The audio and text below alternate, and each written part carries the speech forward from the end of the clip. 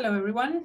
Welcome to this Wise Words academic seminar hosted by the Contemplative Studies Centre at the University of Melbourne. I'm Dr. Giulietta Galante, Deputy Director of the Centre. First, I wish to respectfully acknowledge the traditional owners of the unceded land on which we work, learn and live, the Wurundjeri, Woiwurrung and Bunurong peoples.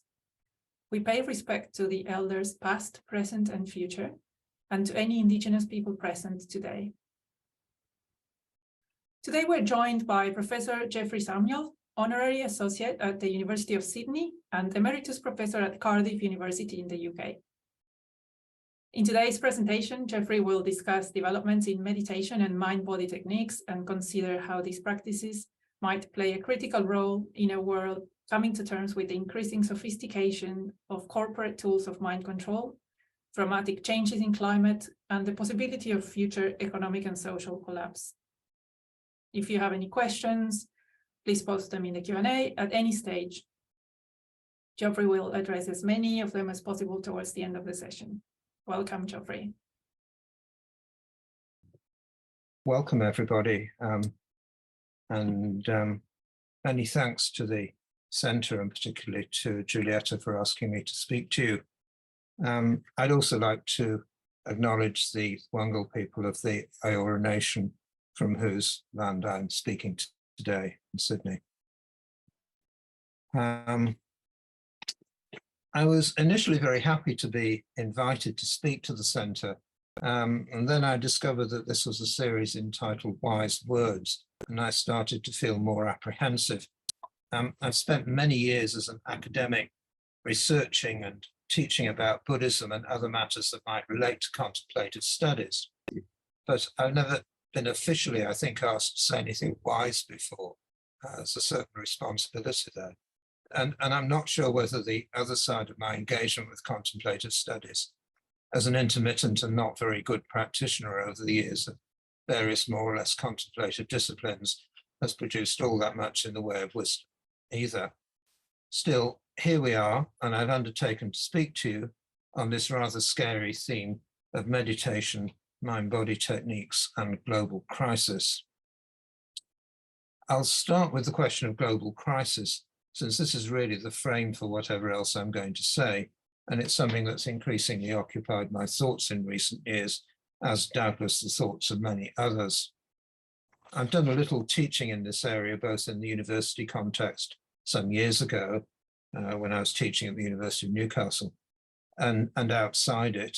And I also translated a book on the topic from French a couple of years ago, which got me considerably more involved in the literature on the possible collapse of our civilization and how we might approach this prospect.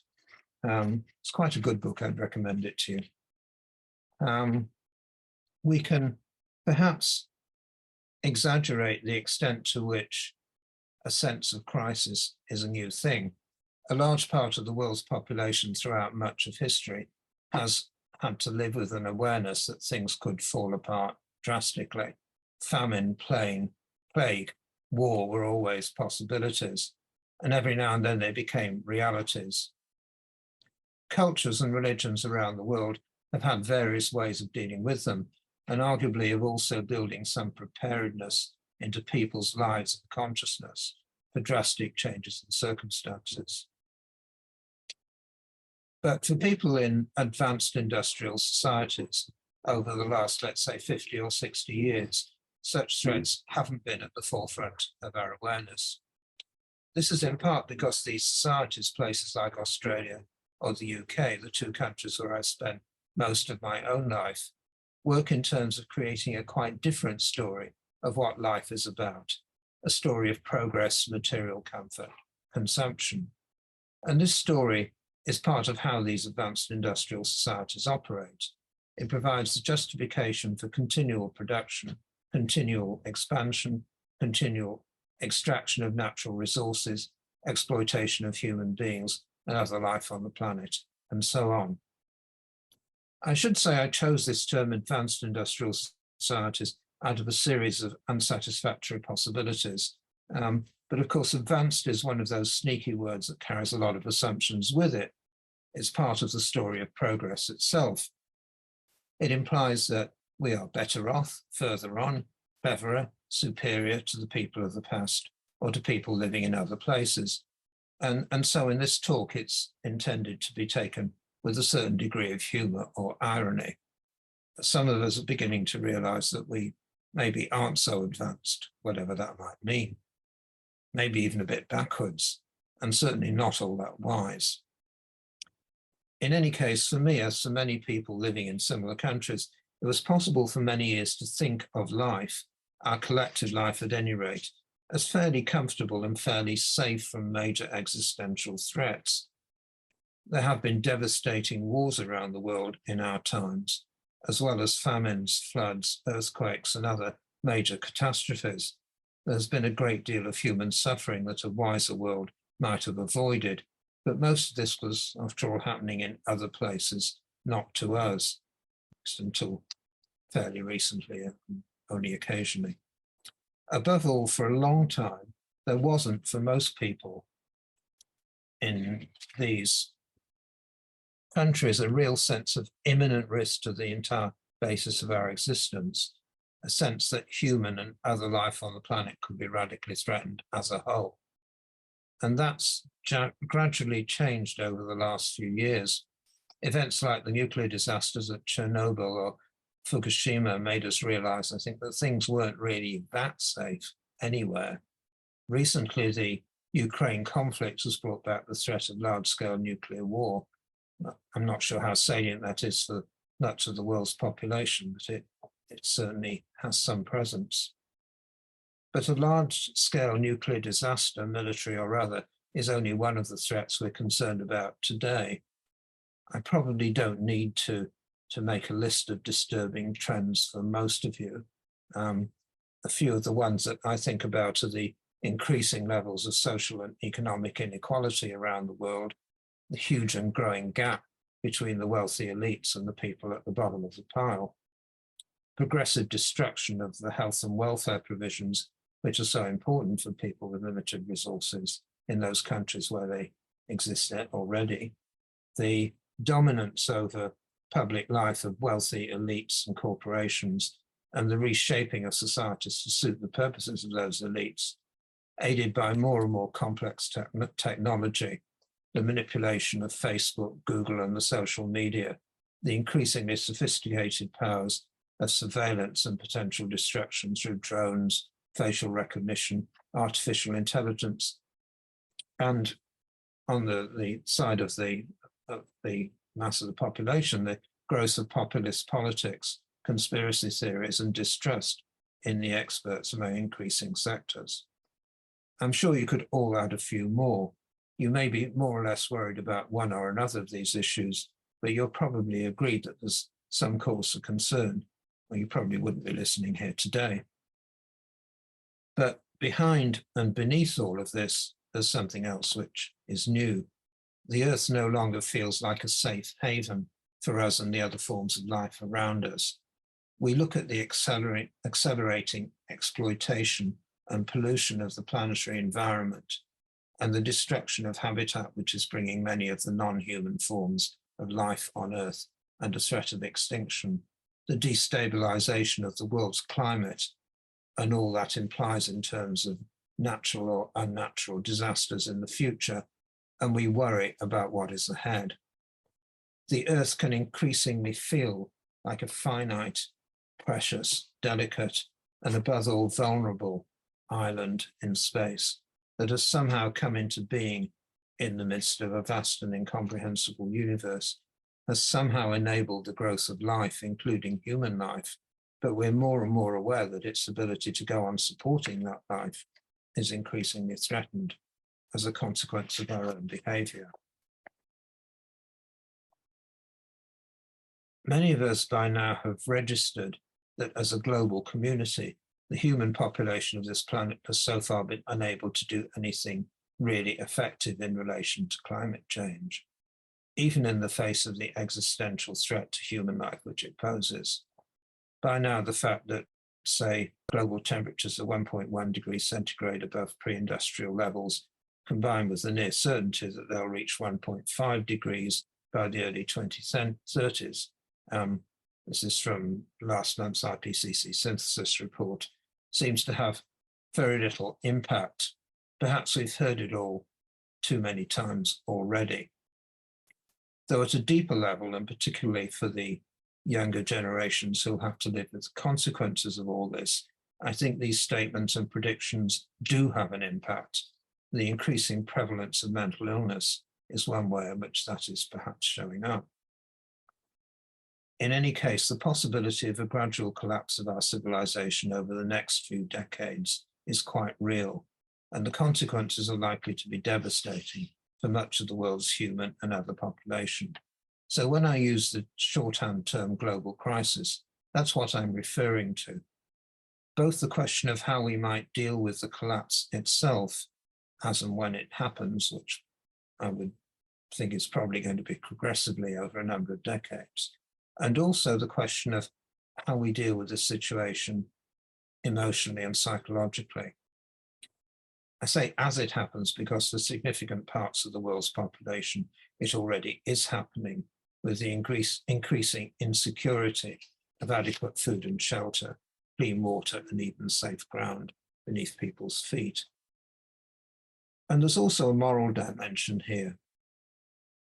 What kind of people will this future call on us to be? What will it demand of us? I'll come back to these issues in a while because I want to turn now to the growth of contemplative techniques. This again is something that's perhaps gradually crept up on people. I don't think many people expected mindfulness to take off in the way and on the scale it did over the last few years, or for that matter, for contemplative studies to become a recognizable academic field so rapidly in many universities and academic institutions around the world. The central question of this talk, though it will take us a little while to get to it, is whether the growth in contemplative techniques can be related to that crisis, in particular in terms of whether it can provide us with some help in dealing with it. This is something I've hinted at in some previous talks and writings, but I'll try to spell out in more detail today. I don't think that many of the people who became interested in meditation in the 1970s and 80s or became caught up in the mindfulness movement in more recent times were particularly concerned about the possibility of large-scale civilizational collapse. There have been exceptions, and we'll come to these in a while, perhaps, but my experience of Dharma centers and other contemplative contexts from the 1970s and 1980s onwards was that politics tended to be treated, if anything, with some disdain. Very few of our Asian or Western teachers gave their students any encouragement to become concerned with social and political matters. The main exception among the Buddhists, at any rate, was probably the engaged Buddhism movement, and the most prominent figure here was the late Thich Nhat Hanh. But while Thich Nhat Hanh was widely respected as a teacher, engaged Buddhism has remained on the sidelines of the development of Buddhism. This is also largely true of the mindfulness-based therapies and practices. Mindfulness has mostly been presented at the individual psychological level. It's rarely been spoken of as a contemplative discipline that might lead to a critical orientation towards our wider social context. And most we might get told, as I was by one leading British mindfulness teacher at a workshop I went to a few years ago, that teaching mindfulness to the US Marines, which apparently he was doing at the time, might make them think twice before they pull the trigger. I don't want to be too dismissive here. The US Marines project was probably at least as socially positive as the by now common mindfulness courses for executives of large corporations, with which this teacher was also involved. But the general point is that mindfulness did not imply a critique of wider industrial society. It was more about learning to live with it and to function more effectively within it. This was a point made famously by the American social scientist and Zen teacher Ron Purser in his article Beyond Mindfulness, and a subsequent book, Mindfulness, How Mindfulness Became the New Capitalist Spirituality, This isn't actually the cover of the book, it's from the audiobook version, but it's such a nice graphic that I couldn't resist putting it in. Now, if you think of mindfulness as a Buddhist practice, which it is in some ways and isn't in others, all this might seem rather strange. Buddhism is, after all, associated with ideas of universal love and compassion. I think this disconnect with Buddhism and other contemplative techniques, too, for that matter, is largely to do with how meditation and mindfulness have mostly been seen in contemporary society. This goes back to the whole problematic out of which the mindfulness-based therapies developed. I've talked and written about this elsewhere, and I won't go into much detail here. But one way to think of it is to think about the last two words of the first major mindfulness practice, mindfulness-based stress reduction. Now, stress reduction here goes back to a specifically modern psychological sense of stress created by a series of medical scientists, mainly neurologists and endocrinologists, Hans Selye, perhaps the best known here, in the 1940s to 1960s, and was taken up by Herbert Benson, an American cardiologist, who developed the first main Western theory of what meditation did and how it worked in neurological terms. Benson argued that meditation was basically about relaxation and stress reduction, specifically through activating the parasympathetic nervous system, which controlled a variety of physiological processes to do with rest and relaxation. In fact, he went on to argue that just about all religion was about creating rest and relaxation through the parasympathetic nervous system. All of this became the basis of a best-selling book called The Relaxation Response. As you see, #1 national bestseller for a while in the USA.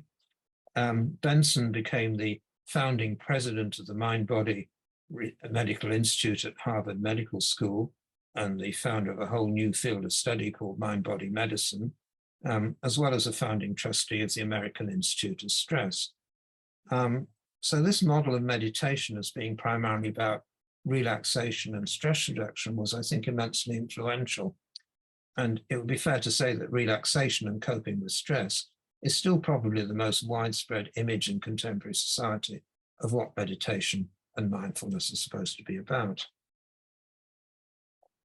The physiological and neurological side of Benson's theory, that meditation was primarily a technique to activate the parasympathetic nervous system and so bring about relaxation, also became a widely accepted model of what meditation was about. Now, Benson was initially concerned mainly with transcendental meditation, the mantra technique popular in those days, which had been introduced to Europe and America by a Hindu teacher, the Maharishi Mahesh Yogi. Benson's associate in his early work, Robert Keith Wallace, actually went on to become the first president of Maharishi International University, the university founded by the Maharishi to propagate transcendental meditation. Later on, the focus of interest moved more to Buddhism. Benson himself did some research on Buddhism, but the key figure in the initial application of Buddhism to stress reduction was John Kabat-Zinn, who worked at the University of Massachusetts Medical School, not very far away from Harvard. Kabat-Zinn, who was trained in molecular biology, but also had a background in various forms of Buddhist practice, founded a stress reduction clinic at the University of Massachusetts Medical School in 1979. There he developed a stress reduction and relaxation program based on secularized versions of Zen and Vipassana, of course, the two forms of Buddhist meditation, and typically involving 8 classes over an 8-week period. This program was later renamed Mindfulness-Based Stress Reduction, or MBSR, and was the starting point for the whole range of mindfulness training programs and therapies, including mindfulness-based cognitive therapy, MBCT, a program developed in Oxford and Toronto, which incorporated the mindfulness-based stress reduction techniques into a psychiatric intervention for depression and was later used more widely for other psychiatric problems. And this was the avenue through which mindfulness became a recognized treatment in psychiatry and clinical psychology. There's quite a lot that could be and has been said about MBSR, including the way in which Kabat-Zinn presented it as a secular practice so that it could easily fit into a scientific context. He's actually said different things about this at different times, but it's clear that for all of MBSR's secular image, Kabat-Zinn's previous involvement with Buddhist practice was a key part of where he was coming from. And this is part of why it moved from the stress reduction and relaxation program to mindfulness-based stress reduction. However, MBSR was certainly not presented as a Buddhist practice. And indeed, Kabat-Zinn's definition of mindfulness as present focus, non-judgmental awareness, a definition which is quite well known, some of you may be very familiar with it, seems deliberately crafted to sound objective and scientific.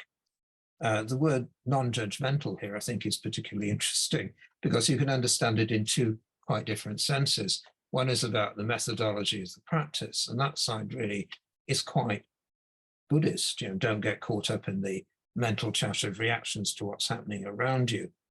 But the other side of non-judgmental, I think, suggests scientific objectivity, the supposedly detached pose of the scientist towards the world. It's actually quite a brilliant phrase. Any number of Buddhist scholars have pointed out that this formulation doesn't have much to do with the Buddhist term, which is translated as mindfulness. This term, sati in Pali, sriti in Sanskrit, generally has a strong sense of holding the Buddhist teachings in awareness. So it's very much something which has a content and judgment attached to it. The root meaning of the word is really about remembering.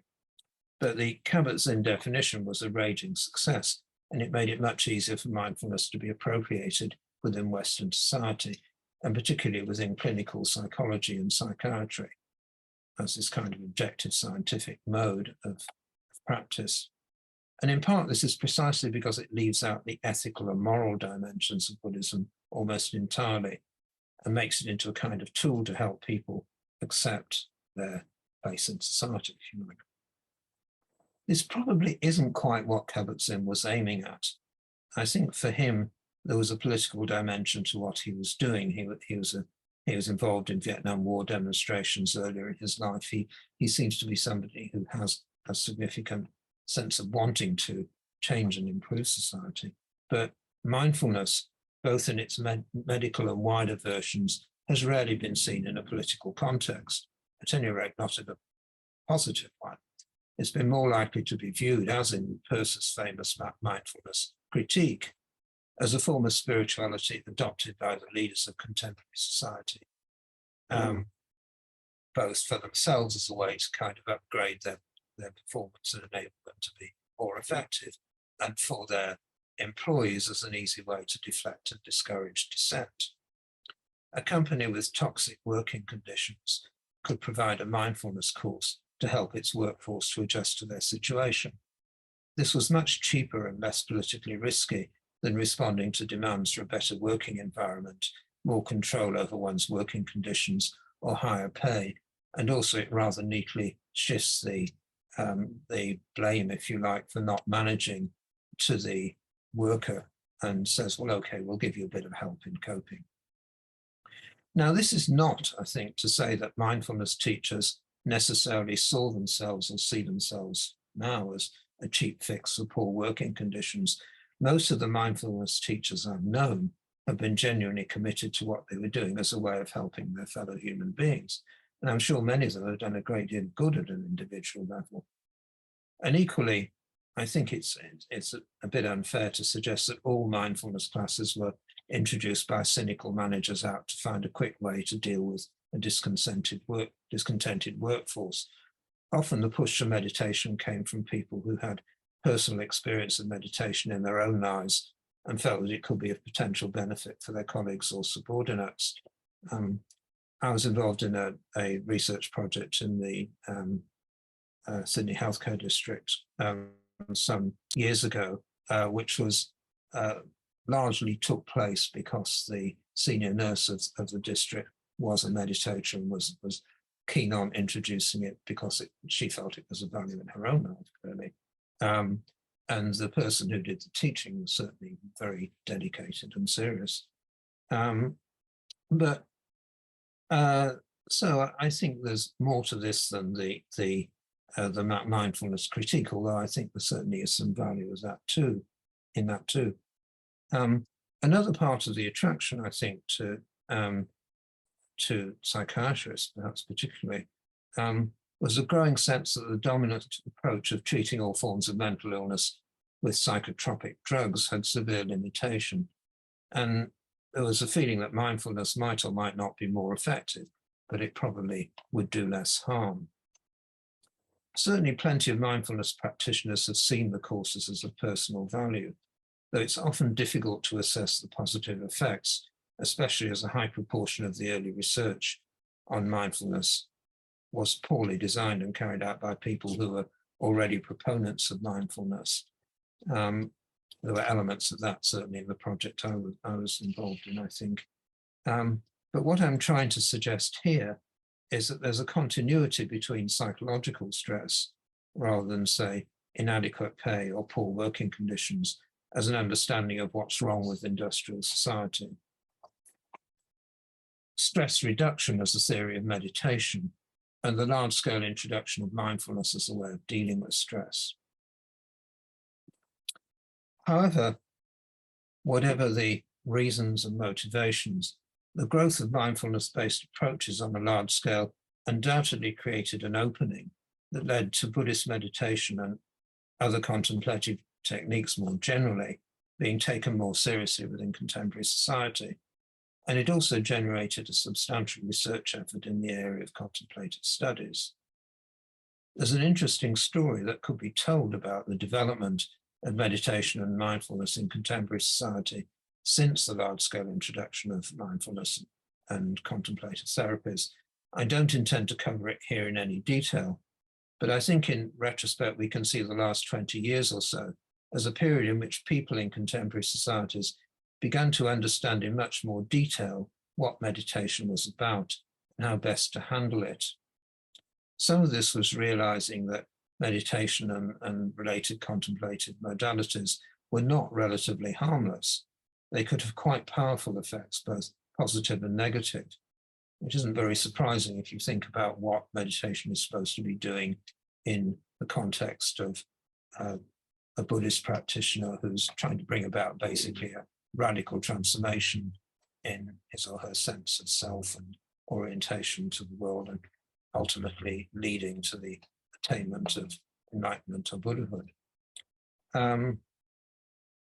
But we began to learn largely by trial and error what could go wrong and how to avoid or correct it.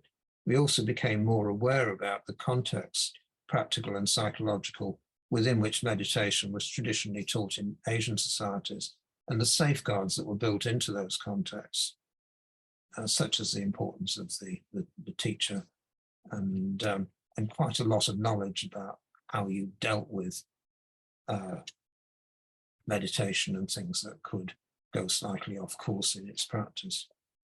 We started to appreciate that there wasn't just a single type of meditation, but many different techniques, many of them not at all like classical Vipassana or Zen or Kabat-Zinn style mindfulness. We also began to appreciate the role of emotional and ethical cultivation, and even of theistic style devotion, such as the devotion to the Buddha, Dharma, and Sangha in the Buddhist case, and to see that these aspects of traditional contemplative techniques were not unnecessary cultural additions to the real thing, but an important part of how the techniques worked. Some of you may know Giulietta Granti is one of the people who's been involved in this area and undertook important early work on what's often called loving kindness meditation, going back to the Buddhist practice of metta. Metta provides an important balance to the more rational and intellectual orientation of early mindfulness-based programs, or for that matter, Vipassana meditation and things like that.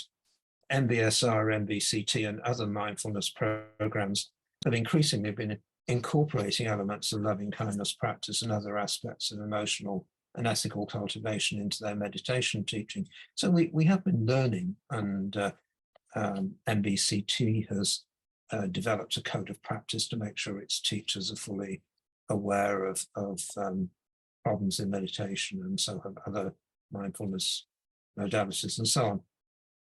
We're also beginning to have a sense of how these various meditation techniques differ from each other, what they can do, which are appropriate for particular purposes. Some of them may well be useful for relaxation and stress reduction, but we're also seeing that there's much else involved. Among other things, we're beginning to recognize that while many meditation techniques lead to parasympathetic activation on the Benson model, many do not. I've been involved for some years now in work on Tibetan tantric practice with a neuroscientist called Maria Korzhevnikov, and it's clear from her work, and at least as I understand it, that much Tibetan practice is concerned with the arousal and directing of energy and awareness, not with relaxation. Maria and I have just published a couple of articles in this area. There's a more neuroscientific one, which is more hers, the first one in current research in neurobiology, and a more humanistic and social scientific one in the Oxford Handbook of Tantric Studies, which is a book which hasn't yet come out, but you can get to the pre-publication version online through the Oxford site. And there's also a video talk that Maria gave a couple of years ago, which is now available free online, and I've given the reference to that. It's in 2 parts. I think people who are watching this will have access to this in some form afterwards. Now, this was very interesting work for me because this research begins to draw together Tibetan understandings of how tantric practice worked with neuroscientific models. For example, Maria's work begins to make sense of how Tibetan tantric meditation combines visualization of deities and internal subtle body practices to achieve states of non-dual insight. You can find more about that in the readings if you're interested. States of so-called non-dual awareness are characteristic of many contemplative traditions, but to the extent that they've been studied by Western scholars, they've tended to be seen primarily in intellectual terms.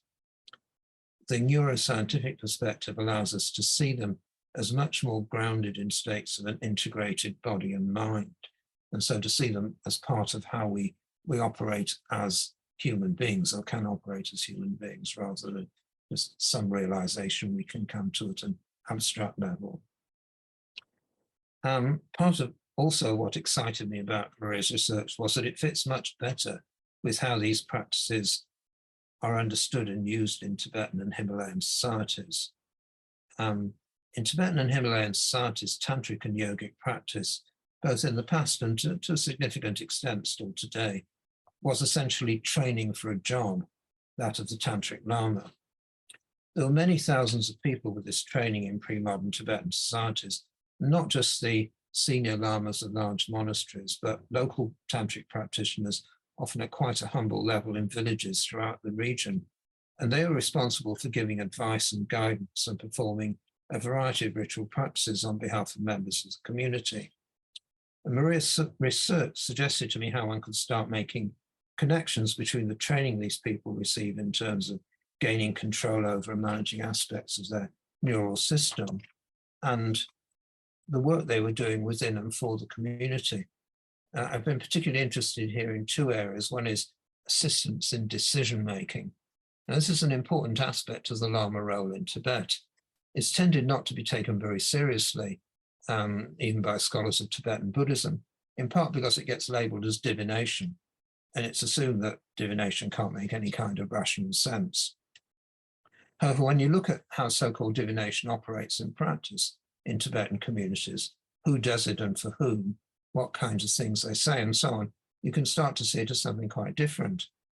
For example, when my wife, Shanti Rosario, was doing research in India in the mid-1990s on Tibetan childbirth, along with myself and another colleague, Linda Connor, we were working more on Tibetan medicine. Shanti found that families would frequently choose where women would give birth by asking a Lama for a divination. Now, this wasn't a straightforward decision. This was in northern India in the 1990s, as I said. Different locations varied in potential risk, distance. There was a modest local clinic in the town where the community was based. There were 2 regional hospitals several hours away over rough hill roads. Possible expense to the family. Someone from the family had to go to look after the patient. That's the way these things tend to work in rural Indian hospitals. And the income loss could be considerable for a family with limited resources, and so on. Now, the local Lama, who was pretty cluey about what was going on in the community, generally arrived at divinations that made a lot of sense in balancing these various factors in what was a critical and difficult decision for a local family. Could you see his tantric training as something that helped him achieve a clear and focused and balanced view of the situation? I think perhaps you could. Another area with which I've been involved for a few years now has been Tibetan healing practices, in particular the so-called longevity and long life practices, which I've written quite a bit about. They tend not to have been taken very seriously by Western scholarship, but they're quite important for Tibetans. And they again make sense at a variety of levels when you look at them closely. Some of them are primarily about self-healing, others about healing for others, and they may be performed both for individuals and for communities. They link up in various ways with quite sophisticated Tibetan traditional medical techniques, and also with the meditational practices for retaining Buddhahood and for the conscious management of the process of dying. So there's a kind of continuous field between healing, long life, health, and death, which are understood within a common framework. Again, the control of mind-body state seems to be of central importance here. And these techniques are beginning to be taken up in various ways within Western societies. The contemplative techniques of Tibetan Tantra. Some of you might know of the Dutchman Wim Hof, who has built a career and a large following around a secularized version of the famous Tibetan Tummo, or psychic heat practice, which promotes heat generation and resistance to cold temperatures within the body. And this is something actually which is very much part of how this wider body of tantric techniques works, including the ones that Maria was studying. She's done work on Tummo and the health-related practices. But the point is more that there's a whole body of expertise here that derives from a contemplative orientation towards life. And one can find similar techniques in Hindu tradition and in Sufi tradition and a number of other places. At this point, I'll move back to the question of global crisis.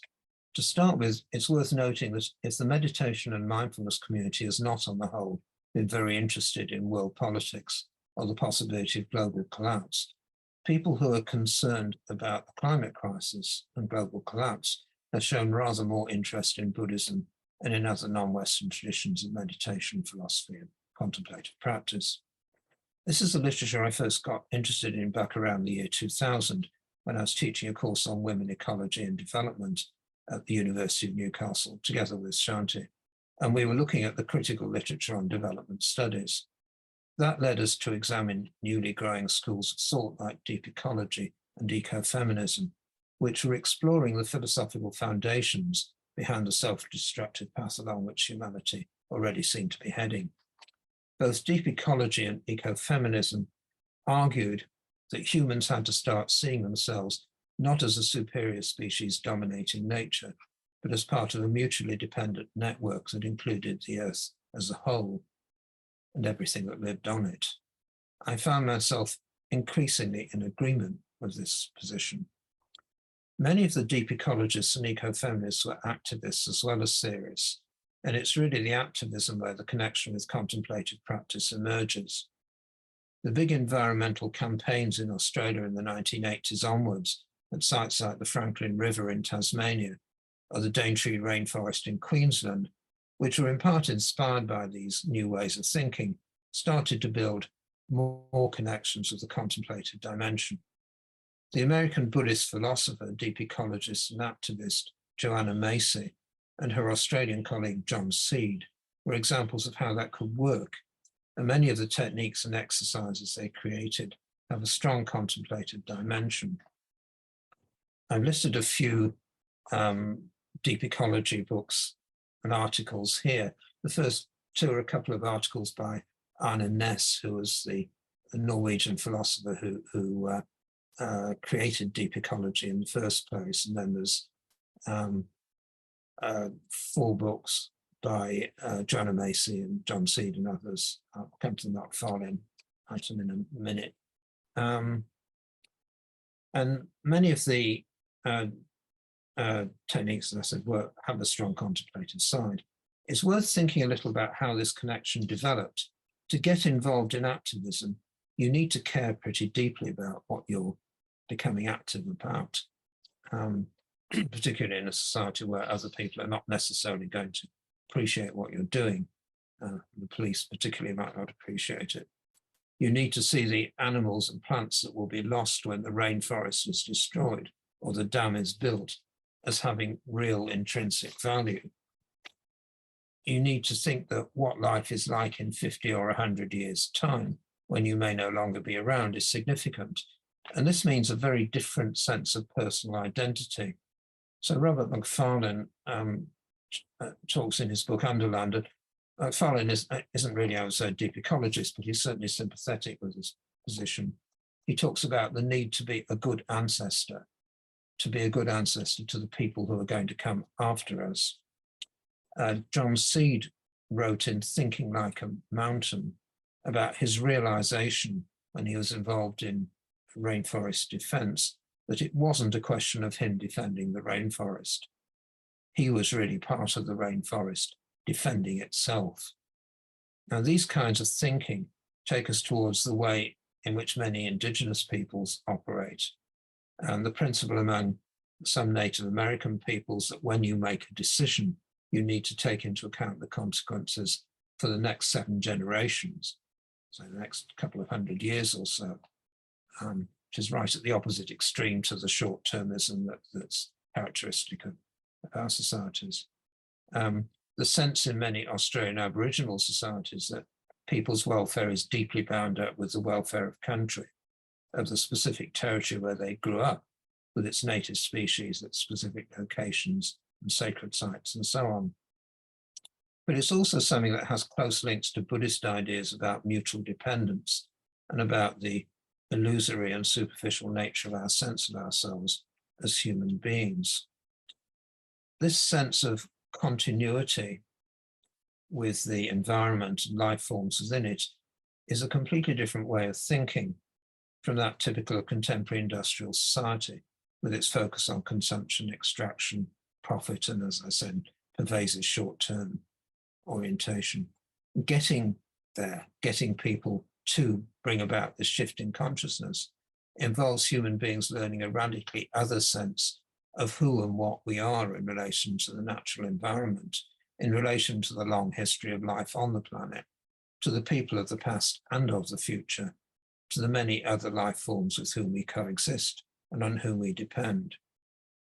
A shift in consciousness of this kind is at least as much a spiritual matter as a rational one.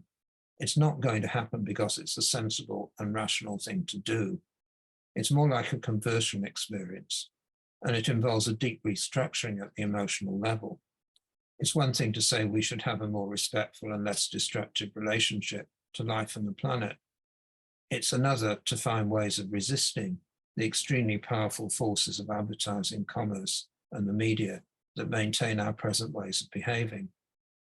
But it's a project that many people have started to take on in varying degrees as they come to the realization that the way things are going is not sustainable. There are many ways in which this has been manifesting. The regenerative agriculture movement, for example, the growing interest in animal communication and plant intelligence, the movement for rewilding, the French collapsology movement. These are the people behind the Another End of the World is Possible book that I mentioned in the beginning. The deep adaptation framework developed by Jen Bendel in the UK, the growing interest in indigenous technologies and practices like traditional forest burning techniques in Australia and so on. And I think this is all very good. We're all different. People connect up with different parts of the problem. But I think it's also good, and in fact, it's probably vital, that what happens is not only happening at the level of political engagement and protest, important as those can be, it's also happening at the contemplative level. And if you read through the deep ecology books, you'll find that there's a strong contemplative dimension already to what they're doing. These books are full of exercises and practices to get you to feel differently about your place in the universe. It's not accidental either that Buddhism is very present in the background of many of these people.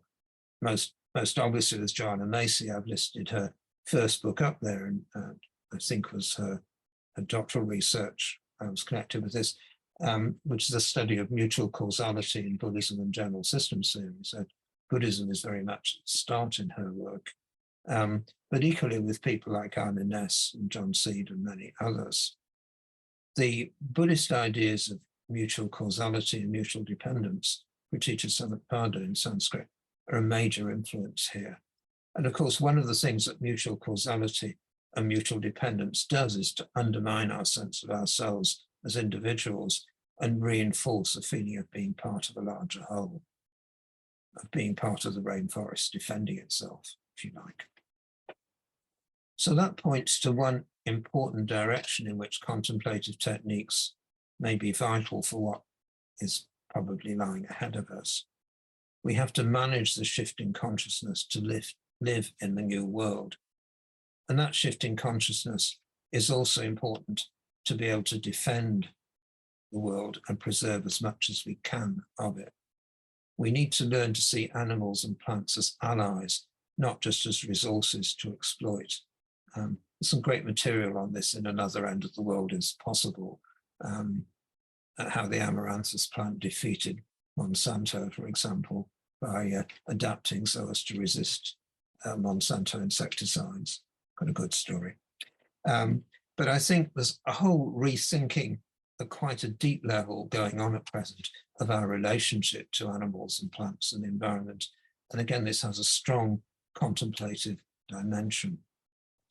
Beyond this, I'd suggest that techniques such as the various Tibetan ways of dealing with health, healing others, clear decision-making and so on, that grow out of the tantric side of the contemplative field, are also likely to be vital in the future. It's extremely difficult for anyone these days, at least that's my experience, to work out just what's going on around us, given the flood of information to which we're subjected, much of it deliberately distorted to make us want one thing or another, or choose one or another political option, not to say the sheer seductiveness of the iPhone and the mass media in terms of drawing us in to receive their messages. This situation is only going to get worse, that's pretty obvious, until perhaps it breaks down altogether. Seeing clearly, gaining some kind of real sense of judgment is going to be a basic skill for dealing with the future. And so is anything that helps us in terms of physical health and well-being. This isn't a question of rejecting science, in my opinion. It's the one of restoring to the scientific mode of thinking a whole body of techniques and understandings that are actually its necessary complement, but were rejected when scientific and technological thought became dominant parts of contemporary society. And that's really where I'd like to end. Perhaps as we learn to combine the scientific mode of thinking with the contemplative techniques that bring us back to our true nature as embodied awareness within a seamless web of mutual dependence, we will begin to find some real wisdom that can guide us through the difficult days to come. Thank you very much. Thank you, Geoffrey. That was, I think, very wise. I'm not sure what the audience think, but I think you honored the title of the series. So I would wait for people to formulate their questions. I do have quite a few notes and things that I'm curious about. So let me try to phrase these. So I think I follow you when you say that we are more aware now in terms of greater knowledge about the range of meditation effects and the contexts and the possibility of different tools for different aims, not just stress reduction, and the complexities and nuances around all of these. Yet, I know that just in various settings, what's happening is a move from MBSR and similar courses being delivered by teachers in multiple sessions and within a group setting in which reflection happens and interactions with the teacher. Instead of that, what's happening is that they are moving into automated apps, mindfulness apps that seem to be much more cost effective. So, and this is also happening, you can also see this trend from the mindfulness teachers' point of view. At least some of them that I know are sensing that there is a greater struggle to find students and to find students who are able to do the 8-week course, which in other contexts, it's a short meditation course for what traditionally meditation is thought of, but it seems to be already a little bit long, an 8-week course for the current uses that we are giving it. So my question is this greater awareness, how do you see this interaction? May it be that this greater awareness is only happening within certain circles of society, or how do you see it? Great question. And a really good point. Yes, well, I think it is only happening in certain areas, and obviously it's something, it's good that it's happening in those areas, but I think it's incredibly difficult within the society to resist the whole logic of the operation of contemporary capitalism. If you want to survive, you know the app's the way to go. So I think there is a sense in which the logic of what's going on around us is constantly moving us in a particular direction, which in many ways we need to resist. But I mean, I don't want to say, don't use your meditation app, this is a complete waste of time. I don't think that is necessarily true at all. And obviously there are different meditation apps and meditation recordings and whatever, and different degrees of competence and understanding by the people who put them together and the people who are using them. And at one level, there is a positive side to this development. But I think insofar as any kind of really sophisticated training and contemplative techniques needs a supportive background, competent teachers who know what they're doing, and so on. It's not going to happen through a meditation app. And again, you look at, say, Wim Hof's version of the inner heat practices, and yes, at one level, this is something which comes out of a serious contemplative tradition. But you wonder when you look at the way that this functions, whether it can take on that kind of function within this society. It's clearly become another product for consumption. So I think there's a kind of ongoing tension between the underlying pressures of our society and the more positive things that also happen within our society, because I think one can also paint things in a very black and white way. I mean, this is the same society that supports the University of Melbourne Contemplative Studies Centre and many other institutions that are contexts within hopefully positive things are happening. And of course also supports a huge body of social provision and cultural provision and production. And you know, it's not, that one doesn't want to be too black and white here at all. Yeah, yeah. Yeah.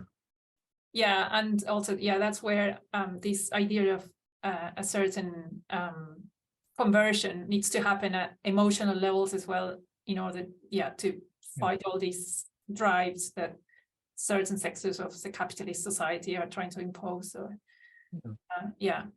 Okay, so we now have quite a few questions from the audience. So the first one from Roland.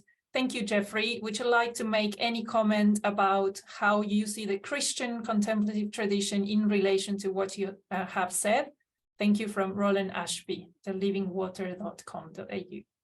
Yes, I was rather aware as I was writing this and thinking about the talk that I tend, you know, it's very Buddhist centered because that's a lot of my own personal background. But equally, I was trying every now and then to talk about, at least to remind you that there were other contemplative traditions, and I think it's important to do that. I think that there has been a revival of the Christian contemplative tradition in recent years. A couple of the people that are involved in that,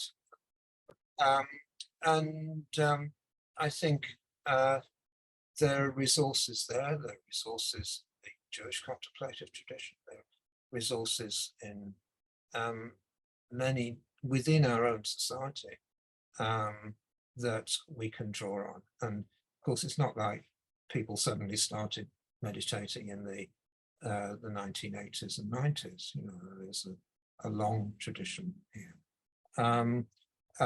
But I think all of these have the same issues of both the risks of being marginal to a society that pushes in a different direction, and the risks of being co-opted in various ways as products for consumption. You know, how can I put it? Listening to Gregorian chant is nice, but it's not the same thing as a deep contemplating involvement in the Christian contemplative tradition, and so on. So yeah, I think it's really good that we have a multiplicity here. I think that a multiplicity of traditions to draw on here, and I think anything positive that emerges, the wider the front that it moves on, the more it draws from, probably the better. I can't speak in any detail about the Christian contemplative tradition. Yeah, thank you. So Gay Wayne, I hope I pronounced that correctly, is asking, how useful is the idea of the tradition, poisons of greed, hatred, and delusion as a guide for making our way through the complexities of the problems you have just been describing? Oh, nice to hear from you, Gawain. Yes, I think in a way that kind of, I'd answer that in rather similar terms to the way I answered the last question, that we can, we can draw on the traditional vocabularies and techniques, and I think it's probably really important also that they continue in something like their traditional form, and that they are present so that we can access them. I think in terms of a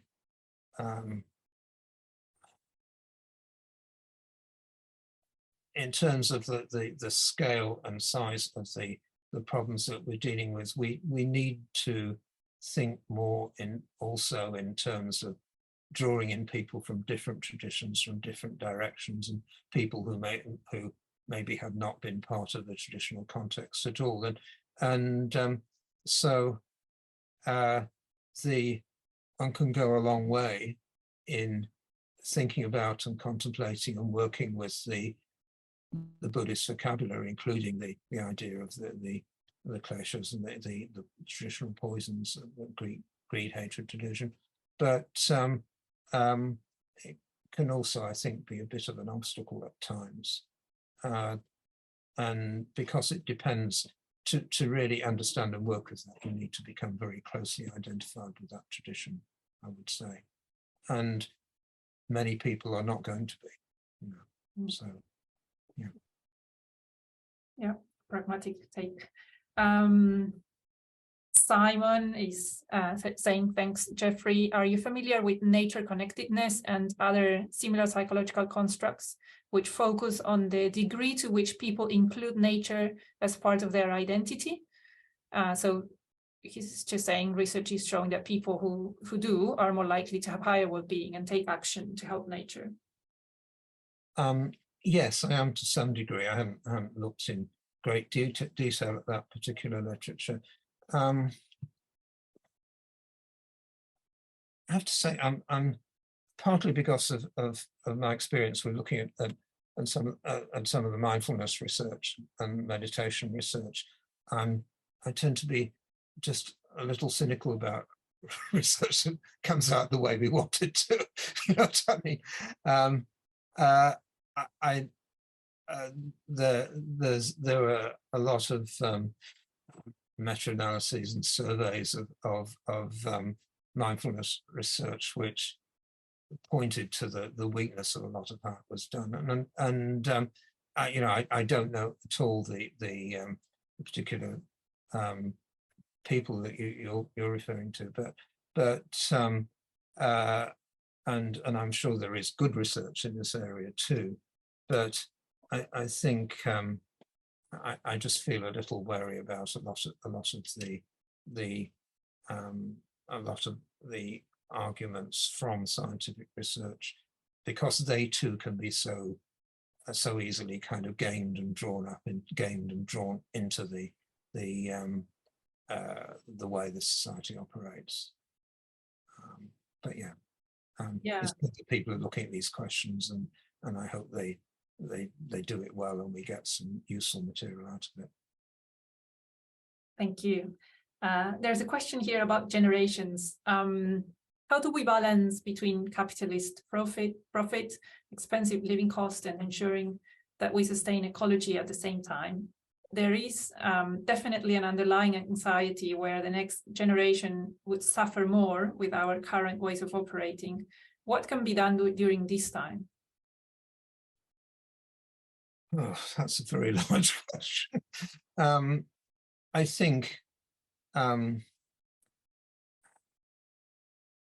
an important thing to do is to recognize the question to start with, and that already is a step. And the fact that we're now talking about intergenerational justice, I think, means something.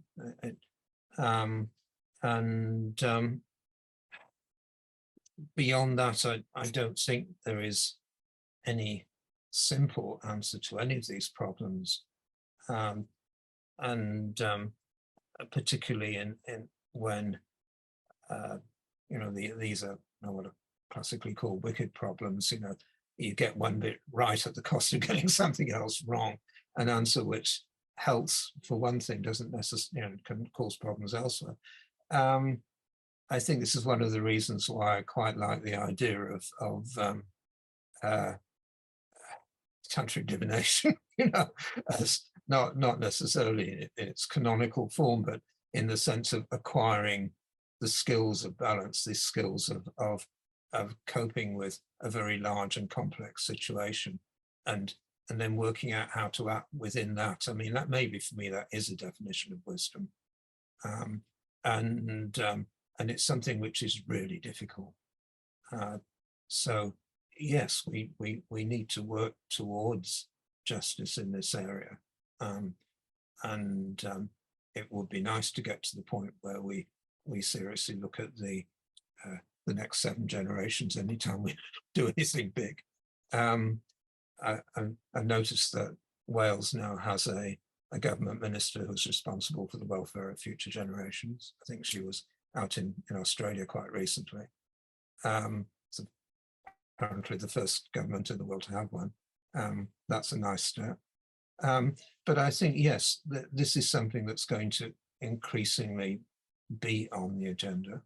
I mean, it's good that it is, and it's going to take a lot of careful thought on the part of a lot of people, and a lot of insistence that this is an important issue too on the part of people, to arrive at workable ways of going forward. Yeah, so really got to say there. Yeah, and another question, changing the subject. So in terms of mindfulness, Wayne again is wondering, I thought early on that you might have been, you were going to talk about extending mindfulness from the individual's perspective to group and social perspectives. Anything to say here?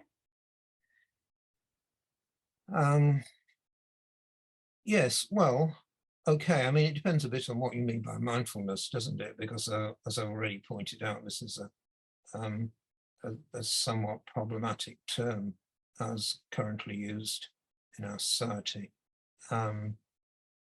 If you're thinking about the kind of open awareness and informed awareness, and perhaps also ethically informed awareness, that I was gesturing towards a bit in the case of generational justice just now. Yes, by all means, but again, we need to find ways of doing this. I'm not sure that you can scale up present mindfulness practices in any simple way. I don't know of people who really try to do this. Perhaps you know something about this yourself, Kawain, or perhaps other people here might be able to comment on Ginetta, I don't know. But I think there is a big issue here, and it's one which we gradually need to find ways to address.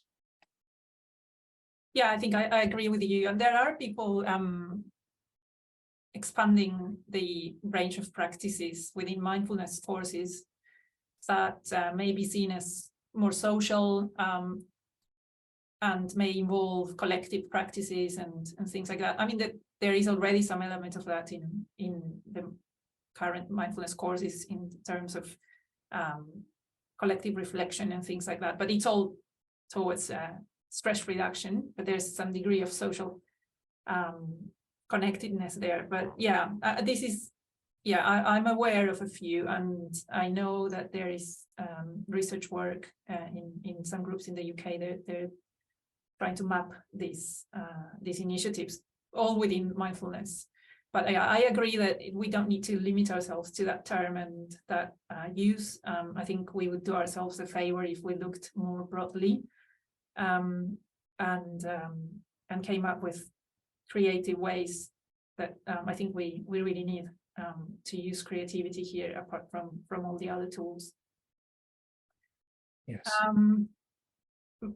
I would like to just go back to the generational aspect, because I do have something that concerns me a little bit. You mentioned something very interesting, that when sometimes you try to fix one thing and you generate more problems in other aspects just because you try to fix one. My concern about intergenerational justice is that it has been used in the past. Similar concepts have been used to make harm, to do harm in the present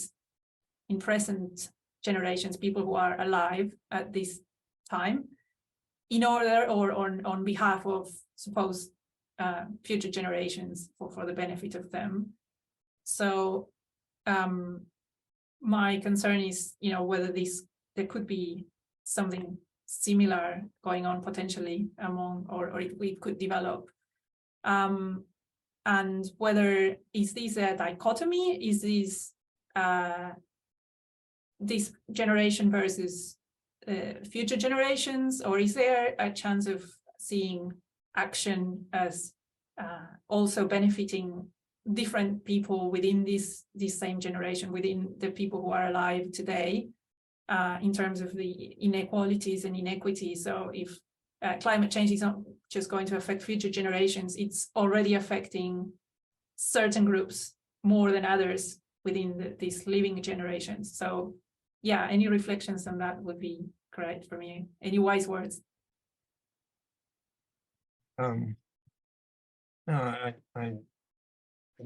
I obviously I agree with what you're saying, both that intergenerational justice can be used as an excuse to justify particular politics that is not necessarily beneficial for one or another party, and that it will be very nice if we can find ways in which we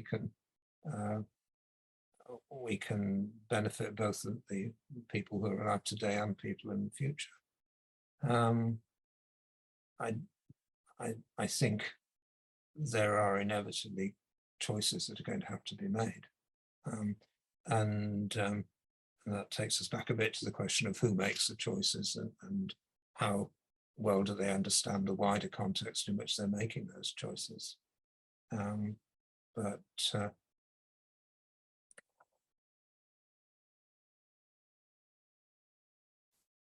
I think it's clear that if we just wait for the situation to solve itself, as it were, and the climate situation, that's not going to happen. And it's at least been recognized that some kind of intervention has to take place. And any kind of intervention starts to have costs. It's particularly for people who aren't in the sort of middle classes or the elites and are kind of living comfortably enough that they can afford to make some degree of lifestyle changes without losing significantly in the process. I think there's no way of getting around that to some degree, but equally there is a need for justice to apply in all directions here, and I think to make sure that we're not say the process of rewilding is at the cost of populations that are living off the land at the present. Or be one example in the case of indigenous populations in many parts of the world. But equally, the question of taxation and how much of it goes towards provision for the future is one that any government anywhere is faced by. I don't think there's simple solutions. Yeah. That's a key message, isn't it? There's no simple solution. And I'm saying that over and over again. I think. Yeah. Tell you, I didn't really see this talk in terms of solutions, but more I think in terms of suggesting that we have resources that we can use, and that contemplation and the contemplative techniques are important resources, and that it's the fact that they're coming in a bit from the edges now and becoming things that we're taking more seriously is really valuable, and that if those of us who are involved in that sphere can build on those connections, that's positive. Yeah. That's a lovely way to end the talk. Unfortunately, we ran out of time, but Geoffrey, thank you so much for your presentation, and thank you to the audience as well for joining us. Just a reminder to the audience, subscribe to our newsletter to stay informed about these and other upcoming event series hosted by the Contemplative Studies Center, and we look forward to seeing you next time. Thank you. Thank you too.